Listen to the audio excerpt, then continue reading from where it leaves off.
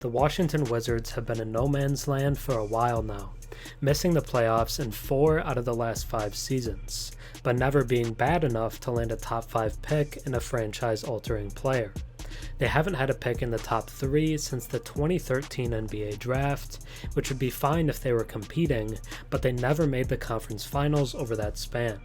But the team finally committed to a full rebuild this offseason under new team president Michael Winger. They traded their top 2 players from last season in Bradley Beal and Kristaps Porzingis.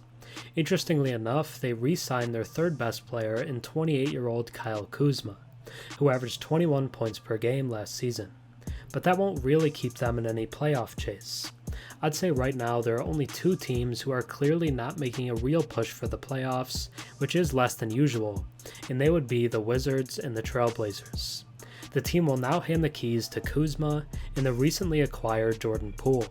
The 24-year-old guard is one of the league's best young scorers.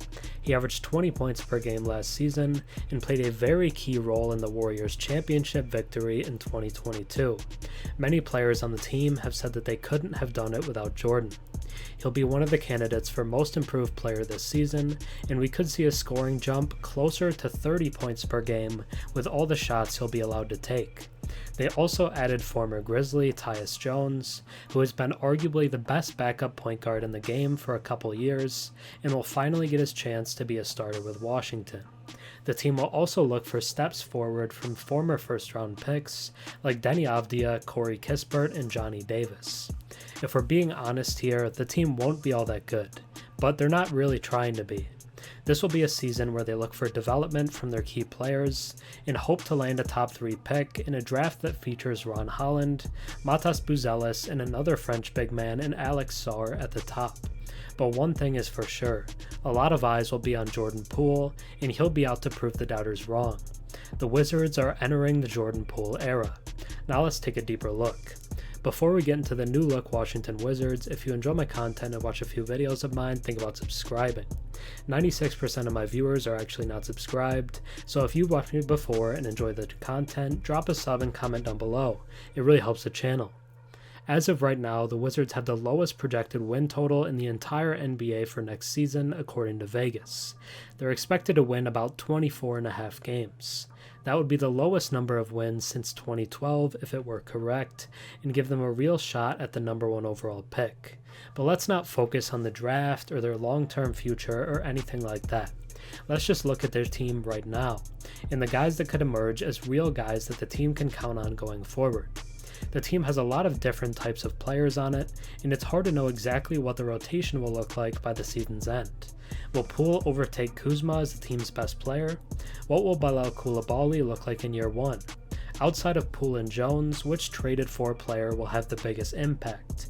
Could it be Landry Shamet, or could younger guys like Ryan Rollins and Patrick Baldwin take a step forward?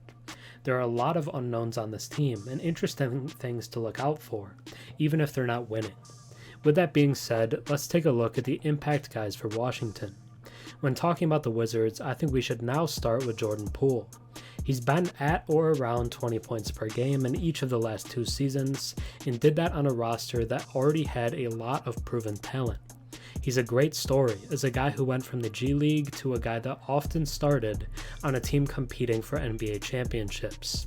So we've seen he can be a winner as a supporting piece, but can he be a winner as the guy? Who knows? He was often thought of as the third Splash brother and someone who could be the guy to step up as Curry's career came to an end. But the Warriors gave up on that 2-timeline plan.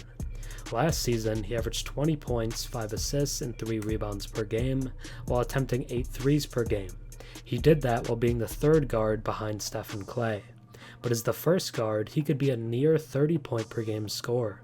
With a team like the Wizards, we could see Poole take even more threes, as LaMelo Ball took 11 threes per game last season because the Hornets were so bad. I think it'll be hard for Poole to have an all-star case because of the team's record, but he could put up all-star production. Then we should talk about the best remaining player from last season, Kyle Kuzma.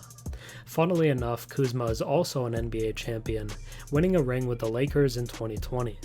Last season was the best of his career so far, as he averaged a career-high 21 points per game. 7 rebounds, and 4 assists, while having an okay effective field goal percentage of 52%. He took the most shots of his career at 18 a night, and with even less proven scorers around him now, we could see him jump to 25 points per game on more than 20 shots per. He's not a great defender and a shoot-first guy on offense, but he'll be a fun guy to watch with this team. Tyus Jones has been arguably the least turnover-prone point guard in the league for a hot minute now. That makes him perfect for the Wizards, as he'll be a calming presence for an offense that could get kind of erratic. He has led the league in assist-to-turnover ratio in each of the last 5 seasons, dating back to his time with the Minnesota Timberwolves. It's actually kind of insane. I'm glad to see him finally get his chance to be a starter. Last season, he averaged 10 points, 5 assists, and 1 steal per game, while shooting a solid 37% from 3. He's just an efficient player overall. I honestly couldn't think of a better point guard to lead this team. Bilal Coulibaly was the biggest riser of the 2023 NBA draft, going from a possible second rounder to the 7th overall pick by the time it was all said and done. He started on the equivalent of the JV team for Mets 92 last season, but by the end of the year he was a top 3 player for the top squad, playing alongside Victor Wembanyama. Being his teammate helped Bilal get a lot more time in front of scouts to showcase his game.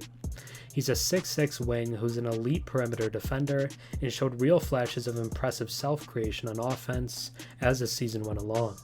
He's gotten a lot of comparisons to Mikal Bridges, but has even drawn some as high as Giannis Antetokounmpo. He's the biggest wild card for this team long term. Then I want to talk about their likely starting center, Daniel Gafford. He led the team in win shares in 2022 and is one of the more underrated big men in the game today. He has only been given about 20 minutes per game over the last 2 years, but with Porzingis being gone, that number should skyrocket. He averaged 9 points, 6 rebounds, and 1.3 blocks per game last season. He hasn't played his best ball yet at just 24 years old, and could take a real step forward. Then I want to spend some time talking about last year's lottery pick, Johnny Davis. He was taken out of Wisconsin as a defense-first player who was an elite mid-range scorer and someone who many thought could be an all-star if he reaches potential. But last season was about as bad as it could go for him. He couldn't get any real minutes with the team for most of the season despite his draft stature, and spent a ton of time with the G League team, the Capital City Go-Go. He didn't look amazing there either, but he got a real chance towards the end of the season and averaged 17 points per game in the month of April. It was a positive end to a rough season and left hope that he could turn it around. In terms of lineup, the starters for the Wizards should be Jones, Poole, Corey Kispert, Kuzma, and Gafford. Then the second unit should be Delon Wright, Landry Shamet, Coulibaly, Avdija, and Mike Muscala. Guys like Johnny Davis, Ryan Rollins, and Patrick Baldwin could get minutes as well. So what should we expect from the Wizards in 2024? On the low end, the team could finish as the worst team in the Eastern Conference and enter the NBA draft with the best odds to land the top pick. Adding a center like Alex Sarr could be a good fit for the team's needs. On the high end, they could compete for a play-in spot, maybe even making it, but lose and miss the playoffs.